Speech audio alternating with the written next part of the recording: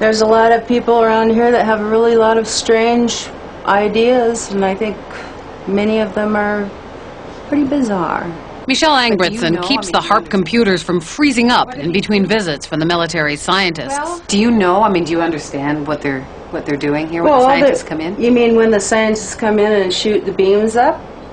Yeah, they're shooting the beams up, and I think that heats a little small space in the ionosphere, and then you've got guys that are sitting on computers, and you've got people putting up weather poles that measure weather and everything like that. I mean, there's something spooky going on here. There have been claims made by some scientists that that you could heat up the ionosphere and affect local weather. If you were to do Eastland patents, I have no doubt that's the case. Claims are being made that it could disrupt global communications. Global? Yes, no. that it could shut down another country's communication system and enhance your own. Not HAARP. Not HAARP in as it is Alaska.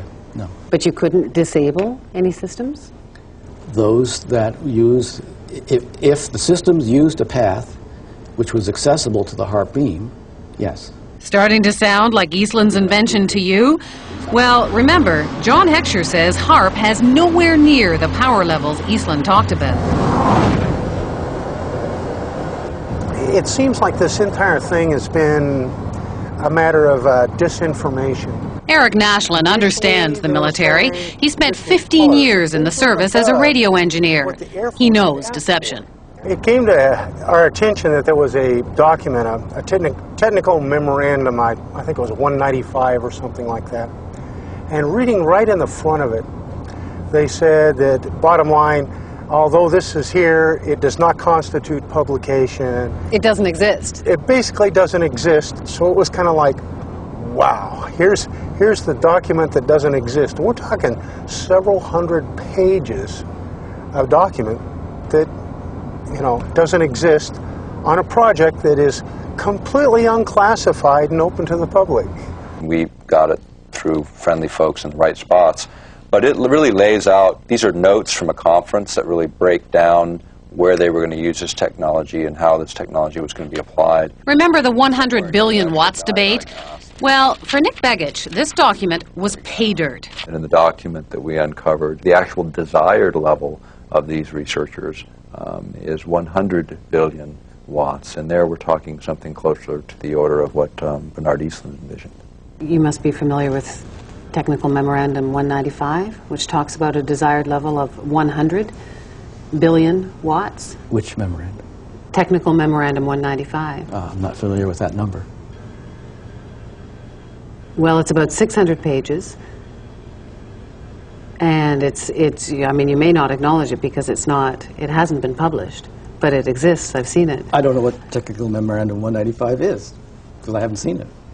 This is a published document. It's non-released. And it's the word games that John Heckscher plays and the word games the United States military plays. And it's the word games they continue to play, and those are the things that need to end. Zap incoming missiles, disrupt global communications, and engineer the weather. And ready? There's one more. Some people believe the technology being tested here could be used for sinister projects involving humans. Radio waves messing around with people's brain waves. And guess what? The military denies this one, too.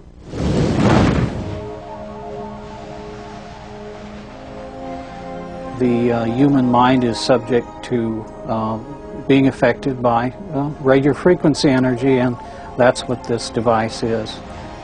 In other words, you can move the moods of large populations using this kind of technology. So now we have not just maniacs in the Pentagon, but a bunch of Dr. Strangeloves? Pretty weird stuff. But scientists have been experimenting with radio frequencies on animals' brains for decades. And the military has followed it all very closely, especially once it found out the Russians were onto it. It was all kept a deep, dark secret by the two superpowers. Back in the 60s, the Soviets began zapping the American embassy in Moscow with a low-frequency beam. No one knows for sure what they were up to, but one theory is that they were trying to mess with people's central nervous systems. And one report did say the diplomats got depressed a lot. And hey, just think of all the nifty applications against the enemy. Why blow people up when you can drive them crazy? From documents dating back into the early 80s, we see that the military had discussed the possibilities of mind control through radio frequency energy. The possibility is there. The military has studied it.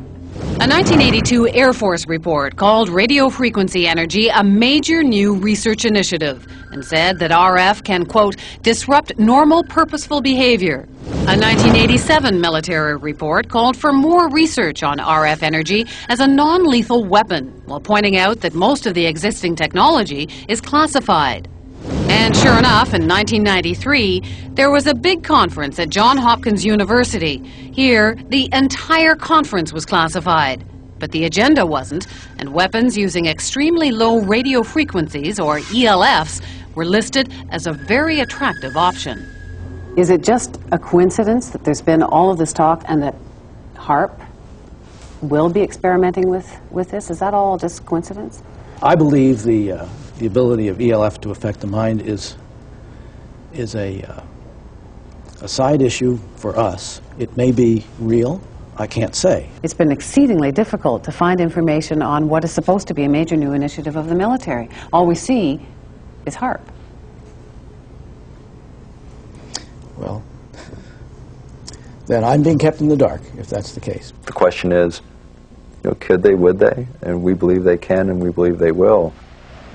Somewhere, at some point, all of this technology merges at some level within the Pentagon, and it happens to be in Alaska, and it happens to be now.